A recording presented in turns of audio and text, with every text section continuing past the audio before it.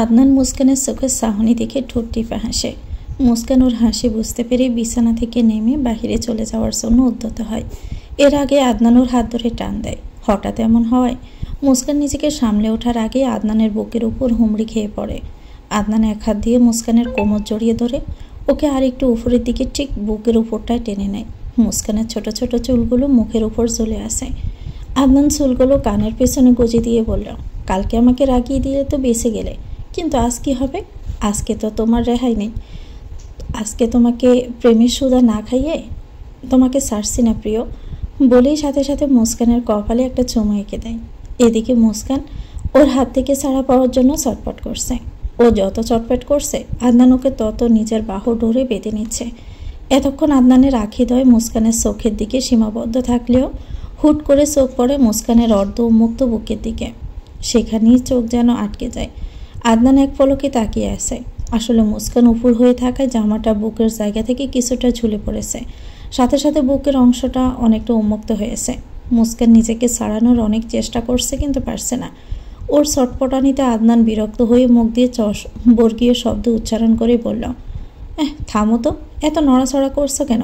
একটু শান্তিমতো দেখতেও দিচ্ছ না। আদনানের কথা শুনে মুস্কান থেমে যায়। সন্দিহান চোখে আদনানের দিকে তাকায়। ও খুব মনোযোগ দিয়ে কিছু একটা দেখছে। মুস্কান কিছুক্ষণ ওর দিকে তাকিয়ে থেকে ওর নজর অনুযায়ী উক্ত দিকটাতে তাকিয়ে দেখার জন্য উদ্যত হয়। মুস্কান সেদিকে তাকিয়ে দেখেই রেগে যায়। নিজের গায়ের সমস্ত শক্তি দিয়ে আদনানের থেকে নিজেকে ছাড়িয়ে নেয়। আদনান বিভোর হয়ে মনোমুগ্ধকর দৃশ্য দেখায় ব্যস্ত ছিল বিদায় মুস্কান ওর হাত থেকে ছাড়া পেয়ে যায়। মুস্কান ছাড়া পেয়ে কিছুটা দূরে গিয়ে নিজের হাত দ্বারা নিজেকে আবদ্ধ করে নিয়ে বলতে শুরু করে, সিসি, আস্তাগফিরুল্লাহ আস্তাগফিরুল্লাহ। একটা মেয়েকে রুমে একা পেয়ে লুচ্চামি শুরু করেছে, বেড়া খচ্চর, সিসি। আদনান মুস্কানের কথা শুনে হতভম্ব হয়ে গেছে। ও শোয়া থেকে উঠে বসতে বসতে বলল, আজব তো, এখানে আস্তাগফিরুল্লাহর কি হলো? আমি কি পরপুরুষ দেখেছি নাকি? আমি তো তোমার স্বামী। এগুলো আমি তো আগেও দেখেছি। তোমার কোথায় কি আছে সব আমার কিছু মুখস্থ। আদনানের কথা শুনে লজ্জায় মুস্কানের চোখ বন্ধ হয়ে যায়। মুখ দিয়ে শুধু শব্দটা উচ্চারিত হয়। উক্ত শব্দের জের ধরে আদনান ওর মুখটা মুস্কানের মুখে কিছুটা কাছে নিয়ে বলল, আমি লুচ্চা তাই না? আমি কি কখনো বলেছি তোমার বুকের ঠিক ডান পাশে সুন্দর হট একটা তিল আছে? কি বলো, বলেছি? আদনানের কথা শুনে মুস্কান চোখ তুলে ওর দিকে তাকায়। চোখের রাগ স্পষ্ট থাকলেও লজ্জার পরিমাণটা বেশি। বলতে গেলে রাগ আর লজ্জা মিলেমিশে একাকার। মুস্কান বিছানা থেকে নামার জন্য উদ্যত হতেই আদনান ওর হাত ধরে বলল, কি হলো বউ, কোথায় যাচ্ছ? আমাকে যখন উচ্ছার উপাধি দিয়েই দিয়েছ, তাহলে তো উপাধিটা কাজে লাগাতে হয় বলো। চলো না, লুসুমি শুরু করে দেই। বলে মুস্কি মুস্কি হাসতে শুরু করলো। মুস্কানকে জ্বালাতে ভালোই লাগছে ওর, তাই আর ওর ফেশন ছাড়ছে না। মুস্কান জাড়া দিয়ে হাত ছাড়িয়ে নিয়ে বিছানা থেকে নেমে গিয়ে বলল, দেখ, আপনার যত সব আবল তাবল কথা। থাকবো না এই ঘরে, থাকুন আপনি একা, আমি নানুর সাথে ঘুমাবো। বলে দরজার দিকে আগাতে শুরু করলো। ও দরজার কাছে যাওয়ার আগে আদনান দৌড়ে গিয়ে দরজা লাগিয়ে দিয়ে হাসতে হাসতে বলে, এবার কোথায় যাবা বউ, চলো শুরু করি। মুস্কান ওর দিকে চোখ গরম করে তাকিয়ে বললাম, সামনে থেকে সরুন তো, এগুলো কিন্তু ভালো লাগছে না, সরুন, আমি যাব। আদনান মুস্কানের কথায় পাত্তা না দিয়ে ওর দিকে আগাচ্ছে। মুস্কানের দুই বাহু ধরে ওকে হালকা ধাক্কা দিয়ে বিছানায় ফেলে দিয়ে মুখের শয়তানি মার্কা হাসির রেখা টেনে বলতে শুরু করলো, আয়না করে ফুষ্টি নষ্টি, দেখতে নুনতা খেতে মিষ্টি। বলেও লাফ দিয়ে মুস্কানের পাশে শুয়ে পড়ল। সাথে সাথে রাজকীয় খাটটা ভেঙে মেঝেতে লুটিয়ে পড়ে। ভয়ে মুস্কান গলা ফাটিয়ে চিৎকার দেয়। আদনান নিজেও বুঝে না এসব কি হচ্ছে, খাটটা কিভাবে ভেঙে পড়ল। আদনান মুস্কানের মুখটা চেপে ধরে, যাতে ওর চিৎকারে আবার কেউ না চলে আসে। এখন যদি এরকম অবস্থায় কেউ দেখে, তাহলে মুখ দেখানোর আর উপায় থাকবে না। হয়তো অনেক বছর পুরনো হওয়ায় খাটটা ভেঙে গেছে। এদিকে মুস্কানের চিৎকার শুনে কয়েকজনের ঘুম ভেঙে গিয়েছে। এর মধ্যে দরজা বাড়ি পড়তেও শুরু করেছে। আদনান কিছুক্ষণ মুস্কানের দিকে তাকিয়ে দরজা খোলার জন্য আগালো। কি আর করার, দরজা খুললেও সমস্যা, না খুললেও সমস্যা। মুস্কান মাথায় ওড়না দিয়ে কিছুটা দূরে গিয়ে দাঁড়ালো। আদনান দরজায় হাত দিয়ে একবার পেছনে ঘুরে মুস্কানকে দেখে দরজা খুলে দেয়। দরজা খুলতেই দেখে দরজার অপর প্রান্তে স্নিগ্ধা সিজান দাঁড়িয়ে আছে। স্নিগ্ধা ভিতরে ঢুকতে ঢুকতে বলে, কি হয়েছে ভাবি, এত জোরে চিৎকার করলো যে? বলতে বলতে ভিতরে ঢুকে ভাঙা খাট দেখে মুখের কথা বন্ধ হয়ে গেছে। এরই মধ্যে রেশমি শিকদারও হাজির হয়েছে। আদনানের রুমের সামনে সিজানকে দাঁড়িয়ে থাকতে দেখে বিচলিত হয়ে বলল, কি হয়েছে বৌমা? সিজান মুখের হাসি আটকে রেখে ইশারায় ভিতরে দেখতে বলল। রুমের ভিতরে ঢুকে ওনার মুখের কথাও বন্ধ হয়ে গেছে। আদনান এখনো দরজার কাছে দাঁড়িয়ে আছে। সিজান ওর কাছে গিয়ে আস্তে আস্তে বলল, মনে হয় বেশি পুরাতন হয়ে গেছে তো, তাই তোমার ভার সহ্য করতে পারিনি বলে হাসতে শুরু করলো। এদিকে ভিতরে স্নিগ্ধা আর রেশমি শিকদা দুজনে মুসকি মুসকি হাসতে শুরু করেছে। আদনান দরজার কাছে হাত থেকে ভিতরে আসতে আসতে বলল, হাসো হাসো, হাতি গর্তে পড়লে মশাও মজা নেই। এদিকে যে আমার বউটা এত ভয় পেল সেদিকে কারো কোনো খেয়াল নেই। স্নিগ্ধা মুখ টিপে টিপে হাসতে হাসতে মুস্কানের কাছে গিয়ে বলল, ভাবি খুব ভয় পেয়েছো তাই না? বলেই হাসতে থাকে। এরই মধ্যে আবার সিজানের বাবা এদিকে আসছে দেখে সিজান তাড়াহুড়ো করে ভিতরে ঢুকে মায়ের উদ্দেশ্যে বলল, আম্মু আব্বু এদিকে আসছে, তুমি তাড়াতাড়ি যাও। নিজের ভাগ্নে রাতের বেলা খাট ভেঙে ফেলছে, এই দৃশ্য দেখতে আসছে মামা, কি সাংঘাতিক কথা। রেশমি শিকদা তাড়াতাড়ি রুম থেকে বের হয়ে যেতে যেতে বলল, তোরা এই দিকটা সামলে নে। রেশমি শিকদা চলে যেতে সিজান আর স্নিগ্ধা মুসকি মুসকি হাসতে শুরু করে। আদনান গিয়ে ভাঙা খাটটাতেই বসে পড়ে। ওকে ভাঙা খাটে বসতে দেখে স্নিগ্ধা বলল, ওখানে বসতেছো কেন? আবার ভেঙে পড়বে তো। ক্যাটা আবার কি ভেঙে পড়ব? সবাই একসাথে দরজার দিকে তাকিয়ে দেখে রাশিদা শিকদা দাঁড়িয়ে আছে। রাশিদা শিকদারকে দেখে আদনান দৃঢ় কণ্ঠে বলল, আর কয়জন আছে? সবাইকে ডাক, একসাথে মানিজ্জত যা আছে জুস বানায় খাই। স্নিগ্ধা দাদির কাছে এগিয়ে গিয়ে বলে, দেখো তোমার নাতি খাট ভেঙে ফেলছে বলে হাসতে শুরু করে। বাঙা খাট দেখে ওনার হাসি পেলেও হাসি আটকে রেখে স্নিগ্ধাকে ধমক দিয়ে বলল, চুপ সেরি, যদি একটা দুইটা খাটি না ভাঙতে পারে তাহলে কি এর বেড়া মানুষ। এতক্ষণ পর আদনানের মুখে হাসি ফুটল। উঠে গিয়ে নানুকে পিছন থেকে জড়িয়ে ধরে বলল, এই না হলো আমার নানু? বলে কিছুক্ষণ থেমে আবারও বলতে শুরু করো, নানু যাও এবার ঘুমাও গিয়ে, তোরা যা ভাগ, এবার আমার রোমান্স করবো, বাকি অর্ধেকটা ভাঙতে হবে না, যা যা ভাগ। সকলের চলে যাওয়ার পর মুস্কান এখনো আগের জায়গাতেই দাঁড়িয়ে আছে। আসলে সকলের এমন কথায় মুস্কান ভীষণ লজ্জায় পড়ে গেছে। আদনান ওকে আরেকটু লজ্জা দেওয়ার জন্য ওর হাত ধরে টেনে নিজের কাছে নিয়ে এসে বলল, কি হলো বউ, দূরে দাঁড়িয়ে থাকলে কি হবে বলো তো, বাকিটুকুতে ভাঙতে হবে, চলো চলো। আদনান মুস্কানকে জড়িয়ে ধরতে যাবে তার আগে ঝাড়া দিয়ে হাতটা ছাড়িয়ে কিছুটা দূরে চলে যায়। আদনানের দিকে তাকিয়ে বলল, আপনার কাছে আছে শুধু যত সব আবল তাবল কথা, নানুর সামনে অমন কথা বলার কি কোনো দরকার ছিল? আদনান মুস্কানের সামনে এসে বলল, আরে বাবা, করলে দোষ নেই, শুধু বললেই দোষ। বলে কাঁধ দিয়ে মুস্কানের কাঁধে ধাক্কা দিয়ে বলল, এখন তো আমরা করবই জান, তাই তো বলেছি ঝগড়া ছেড়ে আসো তো শুরু করি, না হলে আবার দেখবে সকাল হয়ে যাবে, পরে অর্ধেকটা করেই থাকতে হবে। আমি পারবো না বাবা, আসো তাড়াতাড়ি শুরু করি। আদনানের এমন কথা শুনে মুস্কানের রাগটা যেন বাড়ছে। একে তো বাড়ির সকলের সামনে এমন একটা বিষয় নিয়ে লজ্জায় পড়তে হলো, তার উপর আবার এমন লাগাম ছাড়া কথা বলে আরও রাগিয়ে দিচ্ছে। মুস্কান কিঞ্চিত রাগ দেখিয়ে বলল, দেখুন এমন লাগাম ছাড়া কথা বললে কিন্তু আমি এখন চলে যাব। আদনান মুস্কানের কোমর ধরে টেনে একদম নিচের কাছে টেনে নিয়ে গোড় লাগানো কণ্ঠে বলল, জান আমি তো লাগাম ছাড়া গোড়া হতে চাই, কিন্তু তুমি তো দিচ্ছ না, একটু আদর করতে দাও না, অনেক দিন ধরে অভুক্ত আর পারতেছি না প্লিজ। আদনানের কণ্ঠের ঘোর লাগানোর প্রত্যেকটা শব্দ মুস্কানের ভিতর শিহরণ তৈরি করেছে। অনেকদিন পর মুস্কান আদনানের চোখের দিকে তাকিয়েছে। আদনানের চোখের মধ্যে যেন অন্যরকম নেশা কাজ করছে, যে নেশায় মুস্কানকে ছাড়খাড় করে ফেলবে। মুস্কান কোনো ফলক ফেলছে না। আদনানেরও একই দশা। হঠাৎই মুস্কানের চোখের কার্নিশ বেয়ে অশ্রুকণা গড়িয়ে পড়ছে। আদনান চোখে দৃশ্য পড়তে গোড় থেকে বের হয়ে আসে। মুস্কানের চোখের জল মুছে দিয়ে বলল, এই পাগলি, কাঁদছো কেন? তোমার ইচ্ছের বিরুদ্ধে আমি তোমাকে স্পর্শ করব না, আমি তো এমনি এমনি তোমাকে একটু জ্বালানোর জন্য এগুলো বলছি। আদনান মুস্কানকে ছেড়ে দিয়ে কিছুটা দূরে গিয়ে বলল, আমার সঙ্গে যখন তোমার এতই খারাপ লাগে তাহলে আমি এখন তোমার কাছে আর যাব না। যদি তোমার কখনো ইচ্ছে হয় তখন কিন্তু তোমার মতের বিরুদ্ধে আমি আর তোমাকে টাচও করব না। বলে রুম থেকে বের হয়ে যাওয়ার জন্য উদ্যত হতেই মুস্কান গিয়ে আদনানকে জড়িয়ে ধরেই কেঁদে ফেলে। মুস্কানের কান্না দেখে আদনান ভ্যাবাসাকা খেয়ে যায়।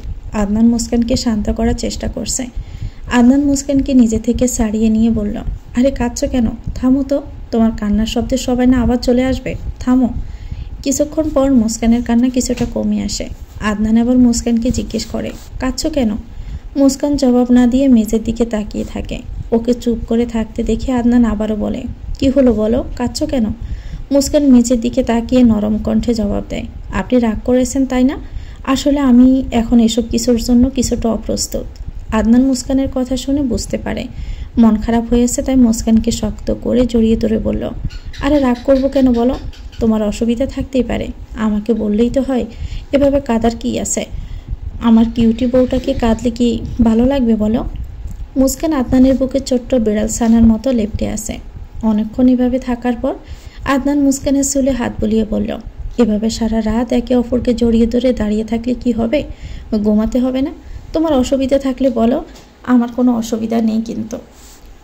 আদনানের কথা শুনে মুস্কান লজ্জা পেয়ে আদনানকে ছেড়ে দেয়। আদনান মুস্কানের কাণ্ড দেখে মুচকি হাসি দিয়ে সোফার দিকে আগায়।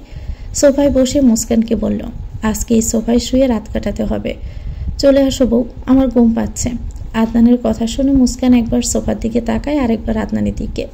কিছুক্ষণ পর মুস্কান আদনানকে বলল, এই সোফায় তো আপনিই ঘুমাতে পারবেন না, তাহলে দুজন কিভাবে ঘুমাবো?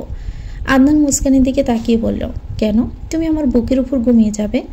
তোমার যে পিঁপড়ে শরীর, আমার কোনো সমস্যাই হবে না। না হলে তুমি নিচে ঘুমাও, আমি তোমার বুকের উপর ঘুমিয়ে যাচ্ছি, অনেক আরাম হবে, বলে শয়তানি মার্কা একটা হাসি দেয়। মুস্কানের মুখে বিরক্তির ছাপ দেখে আদনান সোফা থেকে উঠে রুমের লাইট বন্ধ করে দেয়। মুস্কান দাঁড়িয়ে দাঁড়িয়ে শুধু ওর কর্মকাণ্ডগুলোই দেখছে। ওর ভাবনার মাঝেই আদনান মুস্কানকে ধরে টেনে নিয়ে সোফায় শুয়ে পড়ে। আদনানের টান সহ্য করতে না পেরে মুস্কান সোজা আদনানের বুকের উপর পড়েছে। আদনান মুস্কানের কোমর জড়িয়ে ধরে সামলে নিয়ে শুয়ে পড়েছে।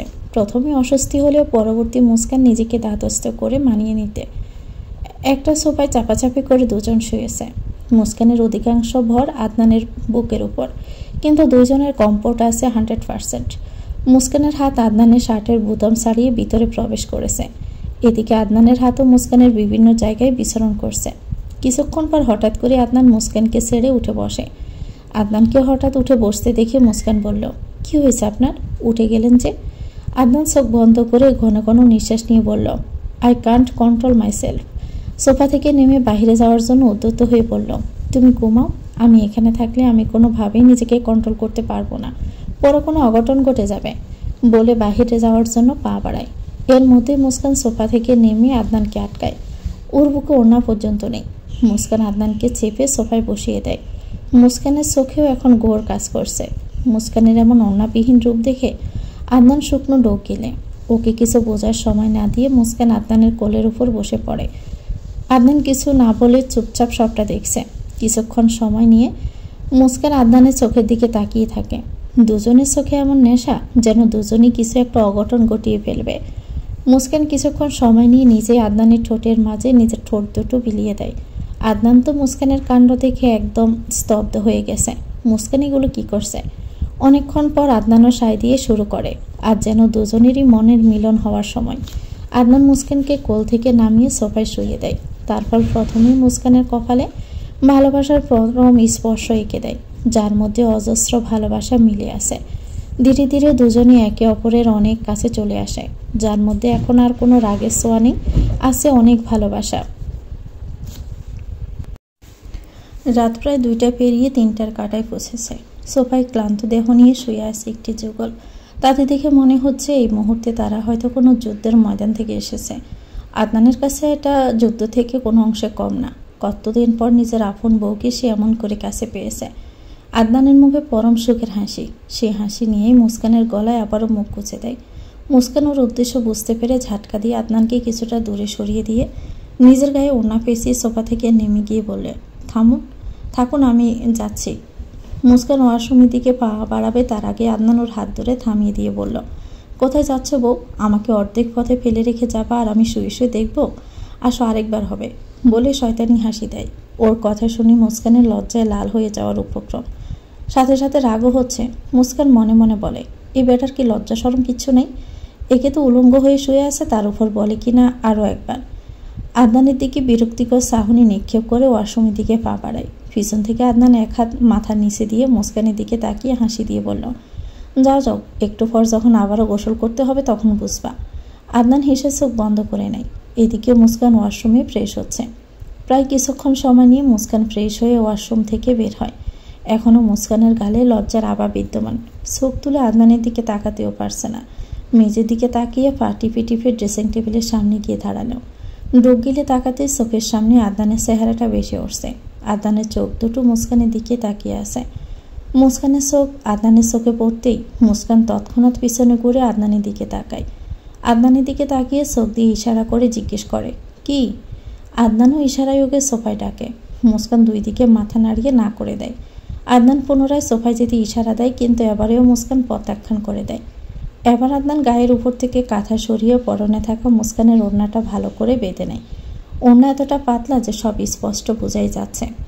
মুস্কান আদনানের এমন অবস্থা দেখে তৎক্ষণাৎ দু হাতে নিজের চোখ মুখ ঢেকে নেয়। মুস্কানকে এমনভাবে চোখ মুখ ঢেকে নিতে দেখে আদনান মুস্কি হেসে একদম মুস্কানের গায়ের সাথে মিশে দাঁড়ায়। সম্পূর্ণ নিজের গায়ের সাথে চিপকে নিয়ে মুস্কানকে কানের কাছে মুখ নিয়ে গোড় লাগা কণ্ঠে বলল, এমন জাপসা দেখে এমন করছো? একটু আগে যে ওপেনলি কত কিছু দেখালাম, তখন তো কত এনজয় করলাম। আদনানের প্রতিটি কথায় মুস্কান কেঁপে কেঁপে উঠছে। আদনান হাত বাড়িয়ে মুস্কানের চুল থেকে টাওয়ালটা খুলে নেয়। সদ্য শ্যাম্পু করা চুলের গ্রানে ঘর মুহূর্তে ভরপুর হয়ে ওঠে। আদনান এমনিতেই চরম ঘরে ছিল, তার উপর মুস্কানের চুলের ঘ্রাণ আরও অ্যাটাক করছে। আদনান মুস্কানের ভেজা চুলে মুখ গুজে দেয়। আদনানের মুখ গোজা দেখে মুস্কান বুঝে গেছে এখন আর আদনানের হাত থেকে নিস্তার নেই, তাই আগে ভাগে ছাড়া পাওয়ার জন্য চটপট করতে শুরু করে। আদনান চুলে মুখ গুজে বলল, জান বেশি নইরো না, I can't control my self, I need 1 second. Muskan চটপট করতে করতে বলল, ছাড়ুন আমাকে, আমি আর পারবো না প্লিজ। আদনান হাত দিয়ে ড্রেসিং টেবিলের সমস্ত জিনিসপত্রগুলো এক সাইডে রেখে মুস্কানকে তুলে ড্রেসিং টেবিলের উপর বসিয়ে দিয়ে বলল, পারবে না মানে? আমার মতো তাগড়া যুবককে এতদিন পর একবার দিলেই কি হয় বলো? অন্তত 4-5 বার দরকার। তুমি একবার দিয়ে বলছো পারবে না, আজকে তোমাকে ছাড়ছি না বলেই মুস্কানের বুকে মুখ ঘষে দেয়। আদনানের হাত দুটো মুস্কানের পুরো শরীরে বিচরণ করতে ব্যস্ত। আদনানের ছোঁয়ায় মুস্কানও সাড়া দিতে শুরু করে। আদনান একে একে মুস্কানের শরীরের সব কাপড়গুলো খুলে ফেলে। 4টা বাজতে এখনো 15 মিনিট বাকি। আদনান ওয়াশরুমের দরজা খুলে দিতেই মুস্কান বের হয়ে যায়। পিছন পিছন আদনানও বের হয়ে আসে। আদনান মুস্কানকে ডাকছে, কিন্তু সেই দিকে মুস্কানের মন নেই। সে এখন প্রচণ্ড রেগে আছে। আদনান মুস্কানের হাত ধরে টেনে নিজের দিকে ঘুরিয়ে মুস্কানের গালে হাত রেখে বলল, রাগ করছো কেন জান? ইচ্ছে করে তো করিনি, কন্ট্রোল করতে পারিনি। মুস্কান কেঁদে দেয়, হালকা ফুপিয়ে কেঁদে বলল, আমার পুরো শরীর এখন ব্যথা করতেছে। আদনান ওকে বুকে জড়িয়ে নিয়ে বলল, এইটুকু আদরে শরীর ব্যথা হয়ে গেল? হায় রে পিচ্ছি, এর জন্যই পিচ্ছি বিয়ে করতে নেই। এমনিতে পুরো শরীরের ব্যথা, তার উপর আদনানের এমন কথা শুনে গা যেন পুরো জ্বলে যাচ্ছে। এক ঝটকায় আদনানকে দূরে ঠেলে দিয়ে বলল, এত যখন পিচ্ছি মনে হয় তাহলে বারবার কাছে টানতে চান কেন? জানতো আর কথা বলবেন না আমার সাথে। আদনান মুস্কানের কাছে গিয়ে বলল, আরে শোনাবো, রাগ করছো কেন? আচ্ছা তোমাকে আর পিচ্ছি বলবো না, এখন আর রাগ করো না। মুস্কান আদনানের দিকে তাকিয়ে বলল, সরুন তো, ভালো লাগছে না। সকাল 9টা। আদনান রেডি হয়েছে, বের হতে হবে। খুব ইম্পর্ট্যান্ট একটা মিটিং আছে, তাই ভোরে ঘুমিয়েও এত সকাল সকাল উঠতে হয়েছে। মুস্কান কাল রাত থেকে আদনানের সাথে আর কথা বলেনি, অথচ রাতে আদনানের বুকেই ঘুমিয়েছে। আদনানই জোর করে ওকে বুকে টেনে নিয়েছিল। আদনান পকেট থেকে কতগুলো 1000 টাকার নোট বের করে মুস্কানের হাতে দিয়ে মুস্কানকে নিজের কাছে টেনে নেয়। মুস্কান হাতে এতগুলো টাকা পেয়ে হতবাক হয়ে আদনানের দিকে তাকিয়েছিল।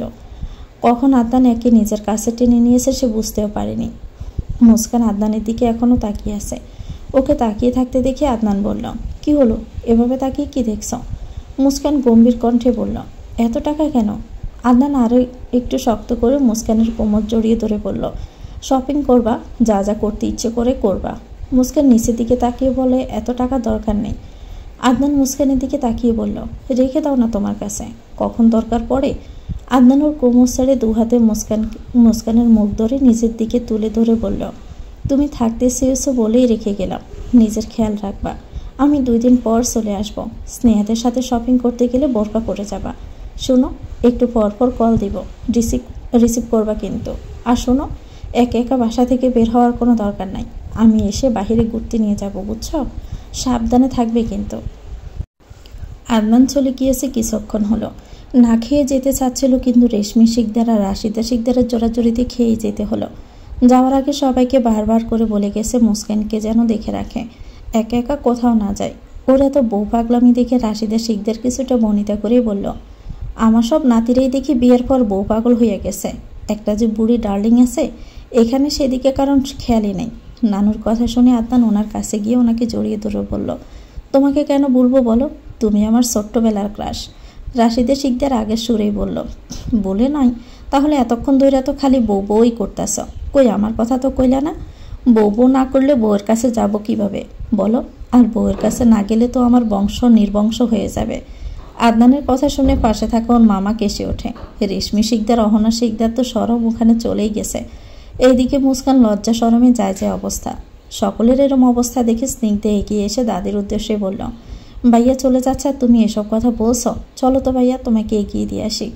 স্নিগ্ধার কারণে সবাই লজ্জার দোরগোড়া থেকে ফেরত এসেছে, না হলে আদনান যে আর কি বলে সবাইকে আরও লজ্জায় পড়তে হতো। সবাই মিলে আদনানকে এগিয়ে দেওয়ার জন্য বের হয়েছে। অনেকদিন পর এই বাড়িতে এসেছে সে, একটা দিন না থেকেই চলে যাচ্ছে। তাই সকলের মন কিছুটা খারাপ থেকে গেলেও কত মজা করে যেত। আদনান যাওয়ার আগে বলেছে 2 দিন পরেই চলে আসবে। যাওয়ার আগে সবাইকে আরেকবার বিদায় জানিয়ে আদনান চলে গেল। বিয়েবাড়ি হওয়ার চারদিকে অনেক কাজ, কারো কোনো বসে থাকার জো নেই। সবাই সাধ্যমতো কাজে হাত লাগানোর চেষ্টা করছে। মুস্কান রাশিদা শিকদারের সাথে কিছুক্ষণ গল্প করে নিজের রুমে চলে আসে। গত কয়েকদিন ধরে শরীরটা আবার খারাপ যাচ্ছে, মাঝে মাঝে বমি হচ্ছে, সাথে মাথা ঘোরাটা তো আছেই। শরীরটাও ভারী ভারী মনে হচ্ছে। কাল রাতের পর থেকে শরীরটা ভীষণ ব্যথা হয়ে আছে। আদনান যাওয়ার আগে সিজানকে দিয়ে ওষুধ আনিয়ে দিয়ে গেছে। মুস্কান টেবিলের সামনে গিয়ে ওষুধের পাতা থেকে একটা ওষুধ বের করে নিয়ে সোফায় বসে সাইড টেবিল থেকে পানির গ্লাসটা নিয়ে ওষুধটা মুখে নিয়ে ডক ডক করে পানি শেষ করলো। পানির গ্লাসটা টেবিলে রাখতে চোখ যায় পাশের দেওয়ালে লাগানো ক্যালেন্ডারের দিকে। আজকের তারিখটা দেখে মুহূর্তের মধ্যে মাথায় টেনশন হানা দেয়। মুস্কান সোফাটায় বসে পড়ে। ওর পিরিয়ডের ডেট আজ থেকে আরও 5 দিন আগে শেষ হয়েছে, কিন্তু এখনও পর্যন্ত হয়নি। আগের মাসে যখন একই সমস্যা দেখা দিয়েছিল তখন বেশি গুরুত্ব দেয়নি, কিন্তু একই সমস্যার পুনরাবৃত্তি দেখে মাথা যেন কাজ করছে না। তাহলে কি ও না আর ভাবতে পারছে না কথাগুলো কি আদনানকে জানানো উচিত নাকি উচিত না, এখনও ভেবে পাচ্ছে না। মুস্কানের এখন কারোর সাহায্য প্রয়োজন, কিন্তু কাকে জানাবে সবটা? কারো কথা এই মুহূর্তে তার মাথায় আসছে না। অনেকক্ষণ ভেবে চিন্তে মুস্কান ছোট ছোট চুলগুলো কানের পাশে গুজে নিয়ে একটা শুকনো ডোক গেলে। এই মুহূর্তে ভালো বন্ধু হিসাবে সিমরানের নামটাই মাথায় আসছে, আর ও ঢাকা শহরের সবটাই চিনে। মুস্কান ড্রেসিং টেবিল থেকে ফোনটা নিয়ে সিমরানের নাম্বারটা সার্চ করে কল লাগায়। রিং হচ্ছে। প্রত্যেকটা রিংয়ের সাথে মুস্কানের হার্টবিট ওঠানামা করছে। এর আগে হয়তোবা সে এতটা নার্ভাস ফিল যতটা হয়নি যতটা আজকে এই মুহূর্তে লাগছে। বেশ কয়েকবার রিং হওয়ার পর ফোন রিসিভ হলো। অপর প্রান্ত থেকে কোনো কথা আসার আগে মুস্কান কিছুটা রাগী কণ্ঠে বলল, এতক্ষণ লাগে রিসিভ করতে? এতদিন পর? আরে কিছু বলার আগেই মুস্কান ওকে থামিয়ে দিয়ে বলল, এখন কোথায় আছিস তুই? মুস্কানের কণ্ঠে বিষণ্ণতা দেখে সিমরান কিছুটা ঘাবড়ে যায়। সিমরান বলল, কি হয়েছে তোর, তেমন করছিস কেন? মুস্কান ওর প্রশ্ন এড়িয়ে গিয়ে বলল, তুই এখন কোথায় আছিস এটা আগে বল। আমি ক্যাম্পাসে আছি। কি হয়েছে সেটা তো বলবি। মুস্কান বলল, তুই ক্যাম্পাসেই থাক, আমি আসতেছি, তোর সাথে কথা আছে। থাক প্লিজ, যাস না কিন্তু। মুস্কানের হাইপারনেস কমানোর জন্য সিমরান কিছুটা শান্ত কণ্ঠে বলল, আচ্ছা আমি থাকবো, তুই সাবধানে আয়, তাড়াহুড়োর কোনো দরকার নেই। মুস্কান তাড়াতাড়ি ফোন রেখে রেডি হতে শুরু করে। ওর মাথায় কিছু কি ঘুরছে জানি না। কালো বোরকায় নিজেকে আবৃত করে নেয়, তারপর অগোছালো চুলের উপর দিয়ে হিজাব বালতে শুরু করে। মন বারবার বলছে আদনানকে বিষয়টা জানাতে, কিন্তু মস্তিষ্ক ভিন্ন কথা বলছে। মন আর মস্তিষ্কের সাথে লড়তে লড়তে মুস্কান রেডি হয়ে যায়। নিজের সাইড ব্যাগে ফোন আর প্রয়োজনীয় কিছু জিনিস ভরতে ভরতে তখন আদনানি দিয়ে যাওয়া টাকাগুলোর কথা মনে পড়ে। আলমারিতে তুলে রাখা টাকাগুলো বের করে ব্যাগে নিয়ে রুম থেকে বের হয়। ড্রয়িং রুমে আসতে রেশমি শিকদার ওকে বোরকা পরা অবস্থায় দেখে জিজ্ঞেস করলো, কোথাও কি যাচ্ছে বৌমা? মুস্কান ওনার কথা শুনে ওনার দিকে তাকিয়ে বলল, আসলে আমাকে একটু এখন ভার্সিটিতে যেতে হবে, গুরুত্বপূর্ণ একটা কাজ আছে। রেশমি শিকদার মুস্কানের কথার বিপরীতে বলল, তাহলে একা কেন যাচ্ছ? দাঁড়াও, আমি সিজানকে বলছি ও তোমাকে নামিয়ে দিয়ে আসবে। না মামি, তার দরকার নেই। ভাইয়া হয়তো কাজ করছে, আমি একাই যেতে পারবো, কোনো সমস্যা হবে না। ওর কথা শুনে রেশমি শিকদার কিছুটা চিন্তিত ভঙ্গিতে বলল, কিন্তু আদনান যে বলল। ওনার কথা শেষ না হতেই মুস্কান বলে, ওনাকে আমি বুঝিয়ে বলবো, এখন আসি, দেরি হয়ে যাচ্ছে। রেশমি শিকদার বলল, আচ্ছা যাও, সাবধানে রাস্তাঘাট দেখে শুনি যেও, আর কোনো সমস্যা হলে আমাকে কল দিবা, আমি সিজানকে পাঠিয়ে দিব। মুস্কান সম্মতি জানিয়ে বের হয়ে যায় ভার্সিটির উদ্দেশ্যে। এদিকে আদনান সে কখন থেকে মুস্কানকে কল করে যাচ্ছে, কিছুতেই রিসিভ হচ্ছে না। আদনান মনে মনে ভাবে হয়তো কাল রাতের রাগ এখনও কমেনি। কাল রাতের কথা ভাবতে ভাবতে হাসি পেলেও কল না ধরায় মনটা খারাপ। আদনান মন খারাপ করে এক পলকে ফোনের দিকে তাকিয়ে আছে, কিন্তু অপর প্রান্ত থেকে কোনো মেসেজ বা ফোন কিছুই আসছে না। আদনানকে এমন চুপচাপ মন খারাপ করে বসে থাকতে দেখে অর্ক গলা খাঁকড়ে দিয়ে বলতে শুরু করলো, তুমি যার লাগিয়ে এমবি বড় তার তো বাটন ফোন, তুমি যার লাগিয়ে এমবি বড় তার তো বাটন ফোন। ওরে কেমন করে বুঝবে রে সে ডিজিটাল তোর মন, তুমি যার লাগিয়ে এমবি বড় তার তো বাটন ফোন। অর্কর গান শুনে রাকিনের হাসতে হাসতে বিছানায় গড়াগড়ি খাড়া হওয়ার অবস্থা। আদনান চোখ গরম করে অর্কর দিকে তাকাতে অর্ক দাঁত বের করে হাসি দিয়ে নিজেকে সামলে নেওয়ার চেষ্টা করে। আদনান অফিসের কাজ শেষ করে গাড়ি নিয়ে বের হয়েছে, সাথে অর্ক আছে। আদনান মোড অন্যদিকে সে বেশি ফ্রেশ মনে হচ্ছে। খুব বড় কিছু পেয়ে যাওয়ার পর মোডটা যেরকমভাবে থাকে ঠিক সেরকমটাই। আদনানের এমন ফ্রেশ মুড অর্ক এর আগে কবে যে দেখেছে তা মনে নেই। অর্ক কিছুক্ষণ পরপরই আর চোখে আদনানের দিকে তাকাচ্ছে। ও কিছু বলার জন্য উদ্যত হতেই আদনান ড্রাইভ করতে করতে গান ধরে, একবার আমি গিয়েছিলাম পাহাড়ি অঞ্চল, পাহাড়ি মেয়েটার কি চোখ দুটো চল চল, চল নাকি জল চঞ্চল মেয়ে তুই বল, চল নাকি জল চঞ্চল মেয়ে তুই বল। এটুকু গাইতে অর্ক খক খক করে কেসে ওঠে। ওর কাশির শব্দ শুনে আদনানের গান বন্ধ হয়ে গেছে। অর্কের দিকে বিরক্তিকর চাহনি নিক্ষেপ করে বলল, শালা কাশি দেওয়ার আর কোনো সময় পেলি না, আমার এত সুন্দর গানটা বেচতে দিলি। অর্ক কাশি থামিয়ে আদনানের দিকে তাকিয়ে সন্দেহজনক হাসি দিয়ে বলল, আমার বন্ধু দেখি পাহাড়ি কন্যার প্রেমে হাবুডুবু খাচ্ছে। কাহিনী কি? আদনান ওর দিকে একবার তাকিয়ে আবারও সামনের দিকে তাকিয়ে ড্রাইভ করতে করতে বলল, বিয়ে করেছি ভাই, বউ আমার, হাবুডুবু খাবো না নাকি ডুবে ডুবে মরে যাব তাতে তোর কি? অর্ক সামনে তাকিয়ে বলল, বিয়ে করছে এখন ডুবে ডুবে পানি খাবা, আবার কত কিছুই খাবা, আমরা আর কি করব, সিঙ্গেল মানুষ, আমাগো হাতি ভরসা। আদনান ড্রাইভ করতে করতে বলতে শুরু করলো, আমার মনে হয় কি জানিস, এবারে ট্যুরটাই আমার লাকি চান্স ছিল বুঝলি, যদি তখন ট্যুরে না যেতাম তাহলে এই পাহাড়ি কন্যাটাকে আর পাওয়া হতো না। অর্ক কিছুটা দুঃখ প্রকাশ করে বলল, এই সৌভাগ্য সবার কপালে আসে না, আজকে আমরা প্লে বয় হতে পারলাম না দেখে আমরা একটা পাহাড়ি মেয়েকে বউ হিসাবে পেলাম না, ইস কষ্ট। অর্কের এমন ন্যাকামি দেখে আদনান হেসে বলল, হয়েছে, আর নাটক করতে হবে না, যেটা আছে ওইটা নিয়ে ভাব, না হলে একুল তো নাই ওকুলও থাকবে না। মুস্কান সিমরানকে পাশে পেয়ে প্রথমে কিছুটা ভেঙে পড়েছিল।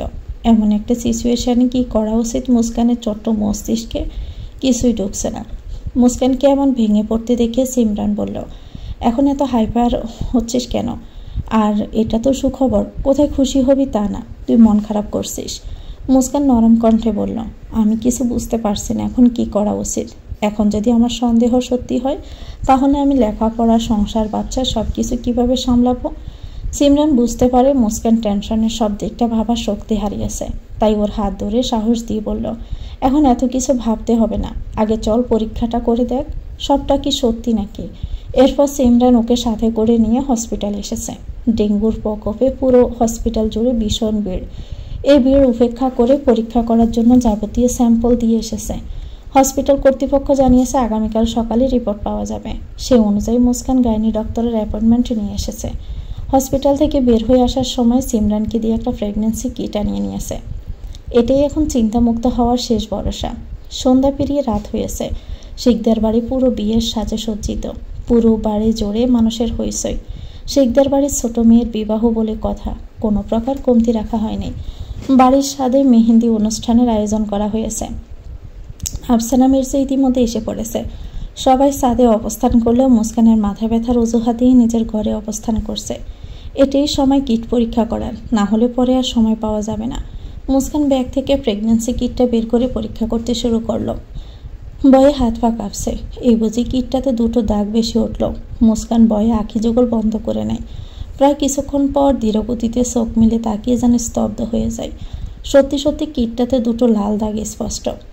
মুস্কান বিছানায় বসে পড়ে। নিজের মধ্যে যেন হঠাৎ করে অন্যরকম একটা শিহরণ বয়ে যায়। কিছুক্ষণ মনের মধ্যে চাপা একটা ভয় কাজ করলেও এখন যেন মনের মধ্যে অন্যরকম একটা আনন্দ কাজ করছে। হ্যাঁ, মা হওয়ার আনন্দ এটা, যা পুরো পৃথিবীর মধ্যে অন্যরকম একটা আনন্দ। কিছুক্ষণ চুপচাপ বসে থেকে ফোনটা হাতে নেয়। লক খুলে কল লিস্টে যেতে চোখ পড়ে আদনানের কতগুলো মিসড কল। একটা কলও রিসিভ করতে না পারায় মনের মধ্যে অপরাধ বোধ কাজ করতে শুরু করেছে। মনে মনে ভাবছে আদনান হয়তো রাগ করে আছে, কিন্তু পর মুহূর্তে মনে পড়ে আদনানকে সুখবরটা দিলে হয়তো বা রাগ করে থাকবে না। কয়েকবার বেবি নিয়ে আদনানের ফোনে কল লাগায়। যতবার রিং হচ্ছে ততবারই যেন বুকটা ধক করে উঠছে। মুস্কানের মনে মনে ভাবছে এখন বোধহয় কলটা রিসিভ হয়ে অপর পাশ থেকে আদনানের ভারী কণ্ঠটা বেজে উঠবে। ওর মনের সকল উত্তেজনায় পানি ঢেলে দিয়ে আদনান কলটা রিসিভ করেনি। মুস্কানের মুখ ভারী হলেও সাহস নিয়ে আরেকবার কল দিল। এদিকে আদনান চট্টগ্রামে সেই ডিলটা নিয়ে খুব গুরুত্বপূর্ণ মিটিং চলছে। আজকের মিটিংয়ের উপর ডিপেন্ড করছে এই ডিলটা আদনান পাচ্ছে নাকি অন্য কেউ নিয়ে নেবে। আদনান ওদের ম্যানেজমেন্টের সাথে কথা বলছিল, এরই মধ্যে দ্বিতীয়বারের মতো ফোনটা বেজে ওঠে। দ্বিতীয়বারের মতো মুস্কানের নামটা ফোনের স্ক্রিনে বেশি উঠতে দেখে কিছুটা বিচলিত হয়। কিছু হয়েছে নাকি তাই ভেবে ওনাদের থেকে এক্সকিউজ নিয়ে কিছুটা দূরে গিয়ে ফোনটা রিসিভ করে বলল, হ্যাঁ বলো, কিছু হয়েছে? আসসালামু আলাইকুম। আদনান যে ফোন রিসিভ করে এমনভাবে কথা বলবে মুস্কান আশা করেনি। ভেবেছিল কিছু ভালো মন্দ জিজ্ঞেস করবে, কিন্তু ফোন ধরেই এমনভাবে জিজ্ঞেস করায় মুস্কানের মনটা খারাপ হয়ে গেছে। আদনান সালামের জবাবে বলল, ওয়ালাইকুম আসসালাম। কিছু কি হয়েছে? মুস্কান মন খারাপ করে বলল, না কিছু হয়নি, কি হবে? আচ্ছা, আমি একটা ইম্পর্টেন্ট মিটিংয়ে আছি, মিটিংটা শেষ করে তোমাকে কল দিচ্ছি। মুস্কান কিছু বলে না। আদনান কল কেটে দিয়েছে। এই মুহূর্তে আনন্দিত মনটা আবার দুঃখে পরিণত হয়েছে। আদনানের এরূপ ব্যবহার মুস্কানকে ভাবিয়ে তুলছে। আদনান কি খবরটা পেয়ে খুশি হবে নাকি রাগ করবে? মুস্কান দিনকাল বলে আবারও ভাবতে বসেছে। রাত 10:30। মুস্কান মন খারাপ করে শুয়ে থাকতে থাকতে ঘুমিয়ে পড়েছে। এদিকে সাইলেন্ট করে রাখা ফোনটার ফ্ল্যাশ অন জ্বলে আর নিবে, আপকামিং কলে জানান দিচ্ছে। এই নিয়ে স্বপ্নবারের মতো আদনান মুস্কানকে কল দিয়ে যাচ্ছে, কিন্তু মুস্কান কল রিসিভ করছে না। এত ঝড়ঝাপটার পর ডিলটা ফাইনালি পেয়ে গেছে। এই সুখবরটা জানার জন্য আরও উৎসুক হয়ে আছে ও, কিন্তু মুস্কান যে কলই রিসিভ করছে না। অষ্টমবারের মতো যখন দেখছে এবারেও কল রিসিভ হচ্ছে না, তখন নিজ থেকেই কল কেটে দিয়ে মায়ের ফোনে কল দিল। কয়েকবার রিং হতে আফসানা মির্জা কলটা রিসিভ করে। হ্যালো আদি, বল বাবা, ডিলটা কি হলো? অপর প্রান্ত থেকে আদনান মায়ের কথা জবাব দিয়ে বলল, হ্যাঁ আম্মু, শেষ পর্যন্ত ডিলটা আমরাই পেয়েছি, আলহামদুলিল্লাহ। আম্মু তুমি কোথায় আছো এখন? আদনানের প্রশ্নের উত্তরে বলল, এই তো মেহেন্দি পড়ানো হচ্ছে এখানেই। মুস্কান কোথায়? ওকে কল দিচ্ছি, আমার কল রিসিভ করছে না। মুস্কান নিচে ঘুমাচ্ছে, তাই হয়তো রিসিভ করতে পারিনি, ডেকে দেব? ঘুমানোর কথা শুনে আদনান বলল, না থাক, ডাকতে হবে না, এত তাড়াতাড়ি ঘুমিয়েছে, ও কি মেহেন্দি পড়েনি? আফসানা মির্জা হতাশাগ্রস্ত হয়ে বলল, না আমি এটাকে কত করে বললাম উপরে আসতে, উপরে আসলো না, মেহেন্দিও পড়লো না, ওর নাকি মাথা ব্যথা করছে তাই ঘুমিয়েছে, আমিও আর ডাকিনি। ও আচ্ছা। আদনান বুঝতে পেরেছে তখন ওই রকমভাবে কথা বলে রাগ করেছে। আদনান মনে মনে ভাবে এই রাগ ভাঙাতে আবার না কত কাঠখড় পোড়াতে হয়, আল্লাহই জানে।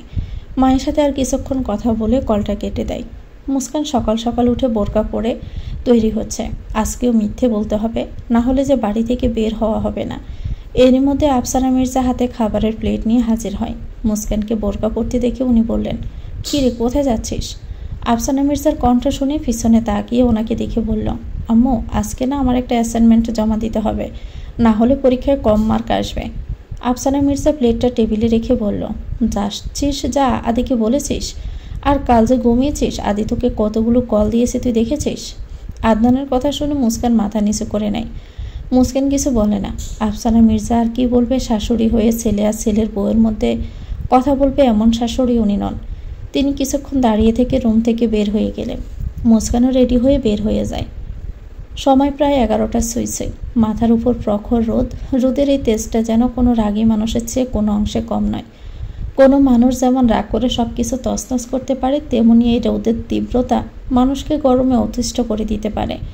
মুস্কান আর সিমরান কিছুক্ষণ আগে হসপিটাল থেকে বের হয়েছে, ডক্টরের চেম্বারে গিয়েছিল। সেখানে এতগুলো কথা বলে দিয়েছে সব নাকি মেনে চলতে হবে। সব মেনে চলতে গেলে আর পড়ালেখায় ফোকাস হয়ে উঠবে না। মুস্কান এখন কি করবে এসব বিষয় নিয়ে খুব টেনশনে আছে। একে তো গরম, তার উপর এগুলো নিয়ে ভাবতে ভাবতে হাঁপসে গেছে। মাথাটাও কেমন চক্কর দিচ্ছে। চক্কর দেওয়ারই কথা, সকাল থেকে এখন পর্যন্ত পেটে যে কিছুই পড়েনি। কিছু দূর যেতে মুস্কানের মাথাটা চক্কর দিয়ে ওঠে, যার তার সামলাতে না পেরে মুস্কান এখনই পড়ে যাচ্ছিল। কিন্তু তার আগে কোনো এক শক্তপোক্ত হাত মুস্কানকে আগলে ধরে। মুস্কান পড়ে যাওয়ার হাত থেকে সামনে থাকা আগন্তুককে আঁকড়ে ধরল। আর এইদিকে মুস্কানকে পড়ে যেতে দেখে সিমরান এক্ষুনি চিৎকার দিতে চাচ্ছিল, তার আগে ওকে ধরে ফেলায় থেমে যায়। সামনে দাঁড়িয়ে থাকা ব্যক্তিটি মুস্কানকে দাঁড় করিয়ে বলল, ঠিক আছেন ভাবি, কিছু হয়নি তো? অচেনা ব্যক্তি ভাবি বলে ডাকায় সিমরান কেমন তাকায়, মুস্কানও চমকে যায়। এতক্ষণ সামনে দাঁড়ানো ব্যক্তিটির মুখের দিকে তাকানো হয়নি। মুস্কান সামনের দিকে তাকিয়ে দেখে ওই দিন সিজানের সাথে আসা বন্ধুদের মধ্যে একজন। মুস্কানকে এমনভাবে তাকিয়ে থাকতে দেখে রাজীব নিজে থেকেই বলল, আমাকে চিনতে পারছেন না? আমি সিজানের বন্ধু। ওই যে ওই দিন আপনাদের বাড়িতে এসেছিলাম, এখান দিয়ে যাচ্ছিলাম, পরে দেখলাম একটা মেয়ে কেমন করে টলে টলে হাসছে। এখনই বুঝি হুমড়ি খেয়ে পড়বে, তাড়াতাড়ি ধরার জন্য এগিয়ে এসে দেখি আপনি। সিমরান রাজীবের উদ্দেশ্যে বলল, থ্যাঙ্কস ভাইয়া, আপনি না থাকলে যে কি হতো।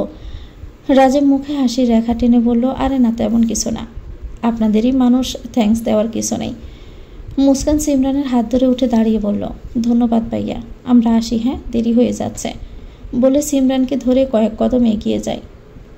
এরই মধ্যে রাজীব ওদের সামনে এসে দাঁড়িয়ে বলল, এভাবে চলে যাচ্ছেন, আবার পড়ে যেতে পারেন, তখন তো আমি ধরতে আসবো না, তার চেয়ে ভালো আমি একটা রিক্সা ডেকে দিয়ে বাড়ির সামনে নামিয়ে দিবে। রাজীবের এমন কথাগুলো শুনে মুস্কান চুপ করে দাঁড়িয়ে দাঁড়িয়ে শুনছে, কিছু বলছে না। রাজীব একটা রিক্সা ডেকে ওদেরকে তুলে দেয়।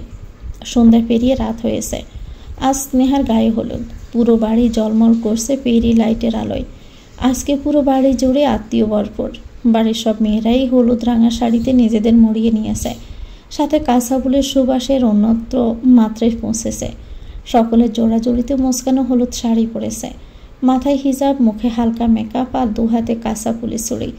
অসম্ভব সুন্দর লাগছে। আদনান এখনও আসেনি, ও আসবে এই আশায় বসে আছে। রাজীব সিজানদের সাথে দূরে দাঁড়িয়ে গল্প করছে। ওদের সাথে কথা বলতে বলতে চোখ যায় দূরে দাঁড়িয়ে থাকা মুস্কানের দিকে। প্রায় অনেকক্ষণ মুস্কানের দিকে তাকিয়ে থাকে। তো ভিউয়ার্স, গল্পটির নাম হচ্ছে পাহাড়ি কন্যা, লিখেছেন রাফসান ইমতিয়াজ জাহাঙ্গীর। এটা গল্পের 7ম অংশ। গল্পের পরবর্তী অংশ কখন আসবে আমার জানা নেই। আসলে লেখক কিছু সমস্যার কারণে গল্পটা এখন কন্টিনিউ করতে পারছে না। গল্পটা যখন পরবর্তী পর্ব লেখক লিখবে আমি আপনাদের সাথে শেয়ার করব। প্লিজ আপনারা ক্ষমা সুন্দর দৃষ্টিতে দেখবেন বিষয়টা, অপেক্ষা করবেন, আমি অবশ্যই নেক্সট পার্ট নিয়ে আসবো। সবাই ভালো থাকবেন। আল্লাহ হাফেজ, আসসালামু আলাইকুম।